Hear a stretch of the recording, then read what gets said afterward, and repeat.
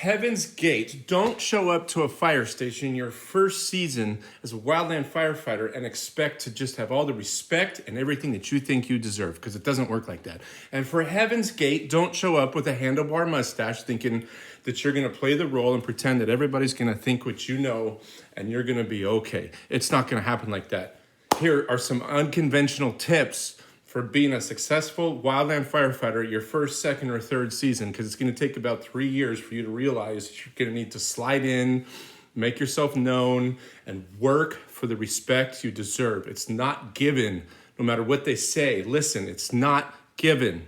I'm Corby. I was a wildland firefighter for 10 years, and I'm here to give you some wisdom, my stories, and my journey through my fire career as a seasonal firefighter.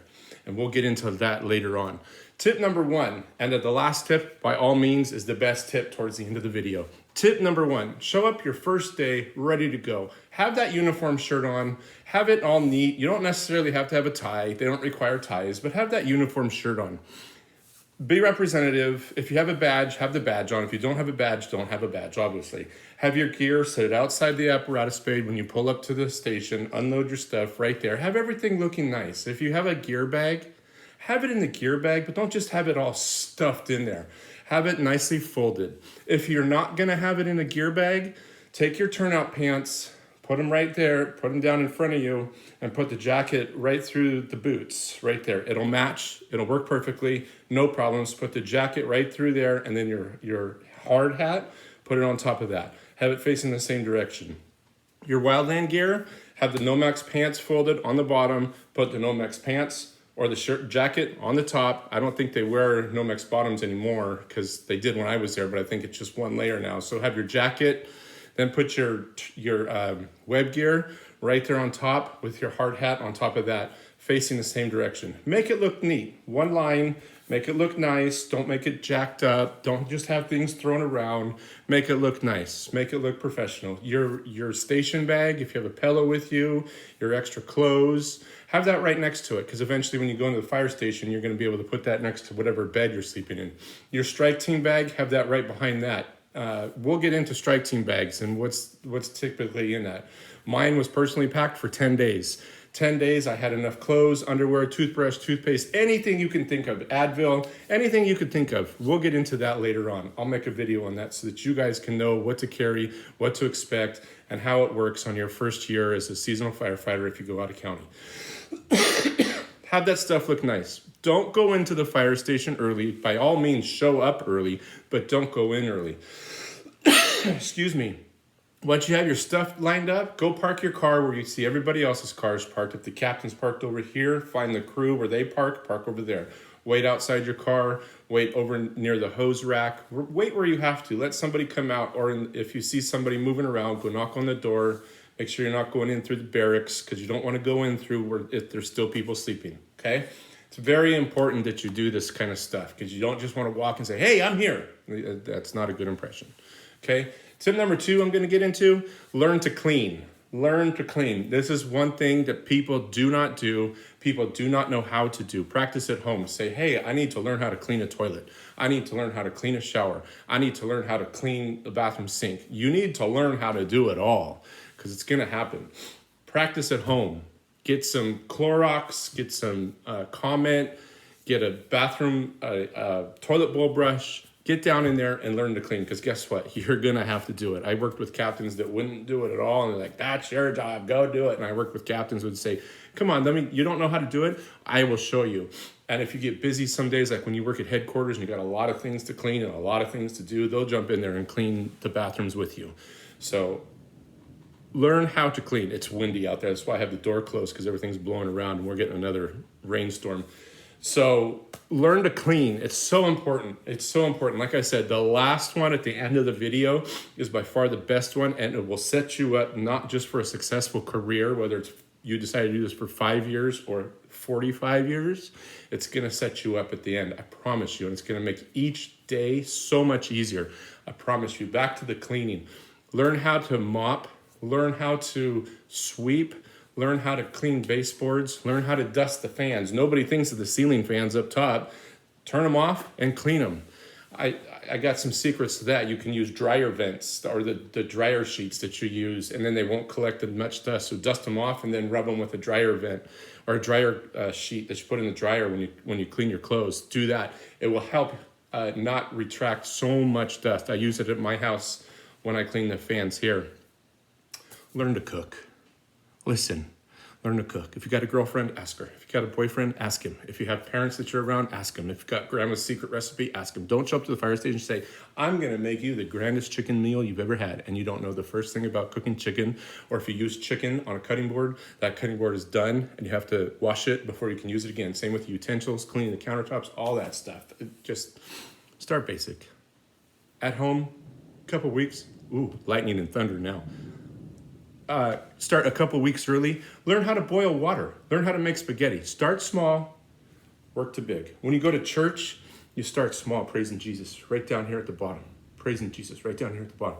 When you've been there a couple weeks, you kind of up here, and at the end of it, you're freaking praising Jesus up here. The same in the kitchen. Start small, basic stuff. Spaghetti, learn how to make spaghetti. Boil water, make spaghetti, make a marinara sauce. Go a little bit bigger. I'm going to barbecue some chicken. Okay, teach me how to barbecue some chicken. I'm going to make chicken and macaroni and a salad. Okay, that's a healthy dinner. P.S. A tip.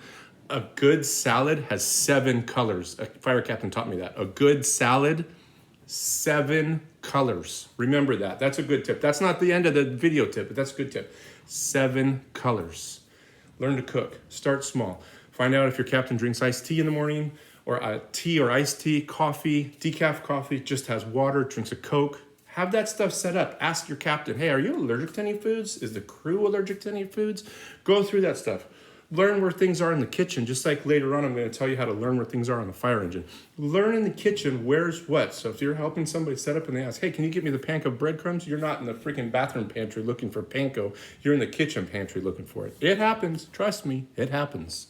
Just be there, be ready to go, have that stuff ready to go. Learn, hey, if you're not cooking, can I watch you cook? Can I learn? Can you teach me how to cut chicken into chicken slices? Can you teach me how to make hamburger patties? Can you teach me how to make a Juicy Lucy? Can you teach me how to barbecue a steak or a tri-tip? A stuffed tri-tip. Oh, holy Jesus. We'll get into that later on. We can do recipes later on. Oh my gosh, just learn the basics so that you know when you show up. I got goosebumps because I hate lightning and thunder. I hate it, and whoo! Anyways, we're going to get through this video. I promise you. Listen, learn to cook. Start with the basics. Learn how to make iced tea. Learn how to do this stuff. Learn how to do that stuff. Learn how to make the coffee. Does the captain like the coffee made the night before, so you just push a button in the morning, or it just starts by itself? I had a captain that said, nope, don't do that. We had a coffee maker. You could just set it up and push a button, and that morning the coffee he didn't like that, so I had to make it every morning special. Okay? Do that. The most important thing, it's not the end tip. By far, we're getting there. If you like this video so far, hit that like button. It's going to help spread this to other wildland firefighters that need to see this, or just daily life people that need to see this. Learn your fire engine. Tell me right now, I bet you, if you leave it in the comments, where you would find a razor, a face razor. As you can see, I cut my face shaving today. Where would you find a razor on any fire engine? If you have, I'll give you a hint. If you've got medical equipment, you've got a razor. Where would you find that? Leave it down in the comments and tell me. We'll get into that too. Learn where your medical equipment is. Learn where your wildland firefighting equipment is, your hose packs, how those are set up, your chainsaw, the chainsaw fuel, the hand tools, why the hand tools are put in a certain way, why the chainsaw is in the front versus the back of the compartment. Oh my goodness, you guys want to see the rain? Pouring rain right now. Pouring rain. Lightning, thunder, pouring rain. Okay? Learn your equipment. Each seat in a fire engine has a specific task, whether it's a medical aid, a vehicle accident, a rescue, a wildland fire, a vegetation or a structure fire, a vehicle fire. Every seat has a specific job they do. Learn that job, learn where your tools are, learn where your things are. Learn maps. You're not supposed to use your phone when you're on the fire engine for social media, talking to your friends. If you're going to a call, hey Cap, can I use my phone? Get out Google Maps. Can I help you with the address? Can I get you a backup direction on how to get to where we're going? You never know what you're gonna do. I'm not looking at my phone for social media because I'm going code 3 my first time in a fire engine. I wanna learn my routine, my area, where I sit. I can have a backup route. Hey, what happens if the guy in the front seat's directing the captain, all of a sudden there's a tree in the road, but you have to get to the CPR and progress call, and you got to find a backup way. Hey, Cap, I got another way. We can come deal with this tree afterwards. Let's turn around. Let's go this way, make a left, and then a right, and it'll put us right back on the road around the tree. It happens. Trust me, it happens. Learn your seats. Learn what you do in each spot in the fire engine, and then learn them. In the beginning, you're not going to sit in the front seat. At the department I worked for, the captain or engineer drove, and then you had a firefighter in the front seat and a firefighter in the back seat. Let me tell you, if you're in the front seat, you've got a lot more to do than you think just parade wave down the street. That's not what it's about. You're Thomas Brothers. We had Thomas Brothers maps. We were knee deep in Thomas Brothers. Holy smokes. Half of you people probably don't know. It's not like Ben and Jerry's ice cream. That's not what Thomas Brothers is. They're maps that you used to have to use and look up the grid page and go find the page and the street. And you had to know your cross street and this and that. Learn your seats in the fire engine, and that's going to make you a better position when you get to a fire or you get to an EMS call. You're going to know, hey, my partner is in the front seat. He's going to go get patient care started. I'm going to grab the AED. I'm going to grab the medical bag. If it's a car accident, I'm going to grab the C-collar bag, the backboard, all that stuff. Find out where that is. Hey, when you get to a wildland fire, what are you pulling? Are you cutting handline? Are you cutting handline with a chainsaw? Are you laying hose? Are you waiting for a bulldozer? What are you doing? Know where that stuff's at. Put on a hose pack, get your web gear on, put on a hose pack. Are you carrying the 5-gallon pump on your back? Know where that's at. Is it full? Is it empty? Is it attached to your web gear? Do you have another strap that you have to put on that? And then a hose pack over that? You carry it all, let me tell you. You don't want to go back to the fire engine, so you're going to take as much as you can, including the hand tool. Shove that thing in there. You got the chainsaw over your shoulder. Can you use that to carry your tools? It is like raining right now, you guys. Let me show you this. It is like raining. This is pretty cool. It's giving effects to this. But hey, anyways, going on. Listen, it's so important. Wildland firefighters do what's called progressive hose lays. When you do a progressive hose lay, you lay out 100 feet of hose, you attach a clamp to it, you take the nozzle off, you add the nozzle to the next piece, and you connect it. Progressive hose lays. I've done progressive hose lays for 15,000, 20,000 feet, 100 feet at a time. You have to learn how to couple that. The most annoying sound that any fire captain wants to hear is somebody at the fire station with 2 pieces of coupling practicing. And this is what it sounds like when you practice. It sounds like this. Just an annoying sound. Grab 2 pieces. Say, Cap, do we got any out of service hose? I can cut the couplings off because I want to practice. And you can zip tie them together with long zip ties. You can zip tie them together so that you don't lose each piece. And then whatever you're doing, have it with you. Couple, uncouple, closed, open. I carried it for 2 years. There's nobody in the department that could beat me in coupling. Underwater, in rivers, in lakes. When I tell you in lakes, we have coupled hose in water, chest deep, soaking wet. We have done it. I personally have done it. I can couple hose like nobody can couple hose. Probably not today because I haven't done it in like a long time, but I could couple hose anywhere. In the snow, we did hose lays in the snow. We did hose lays through brush you can't even walk through, and I was always the coupling man. Just uncouple. Just learn how to do that. Repetition. The captain's gonna get so sick of hearing you do that, but when you go to a competition and you're going station against station doing a 500-foot hose lay, and you can just go, captain's gonna be like, I knew he was doing that for a reason. He did it for a reason because he knows how to do exactly that. And that makes me proud. The captain will thank you, but just don't do it around him, but practice that. Put it on your nightstand at nighttime. Take it with you in the fire engine if you can do it quietly, like under your jacket or something, and you can practice. Trust me, you're going to be so much better. Learn yard work. I don't know how many tips I've given you. It doesn't really matter. Learn yard work. How to start a lawnmower, how to cut with a lawnmower. Maybe you know how, maybe you don't. How to use a weed eater, get on your hands and knees and pull flowers. Maybe you want to make a little flower bed. We laid sprinkler pipes. We did sod. We did it all. Tore out stuff. We did concrete work, framing. Oh, so many trades. There's so many roofing. You know how many fire stations I've roofed in my career? Learn the basics yard work. Maybe you have a big lawn at your fire station. Maybe you have no lawn at your fire station. Maybe you have something else you take care of. Maybe you have a vegetable garden. Maybe you have a barbecue pit outside that's not like your Blackstone or your regular barbecue that you just go throw some briquettes on. You got to like cut oak firewood with cedar and get it going, and then use newspaper and match after match after match. Learn how to do that stuff. Say, hey, Cap, can you teach me how to do that stuff? Always got my Stanley. Always got my Nevin sunglasses. Always around.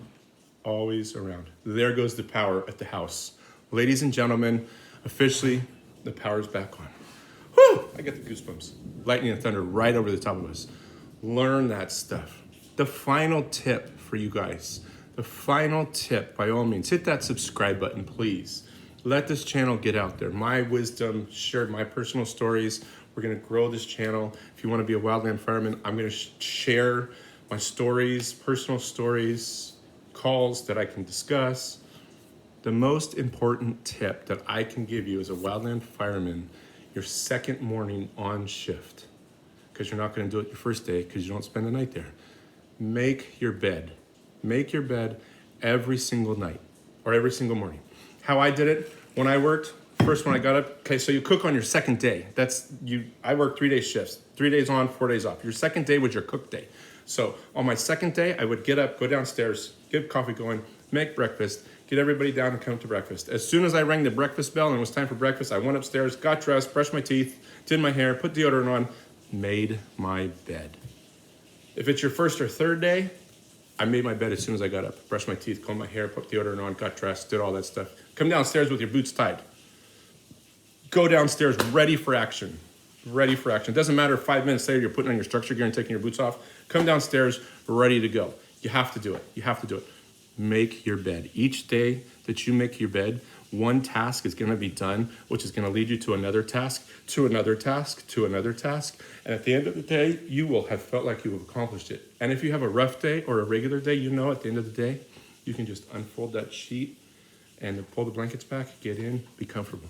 The best thing I can tell, and it shows neatness. You care, personal care. It shows that you care about your job, your personal hygiene, taking care of yourself. You want all that.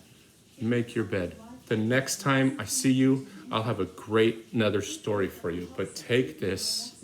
Don't listen to Alexa. She's going crazy over there. Unedited, unfiltered, raw. Lightning and thunder. Alexa talking to me. Power's on and off. I freaking love you guys. Hit that subscribe button like I asked. Follow me along. You're going to love it. I freaking love you guys.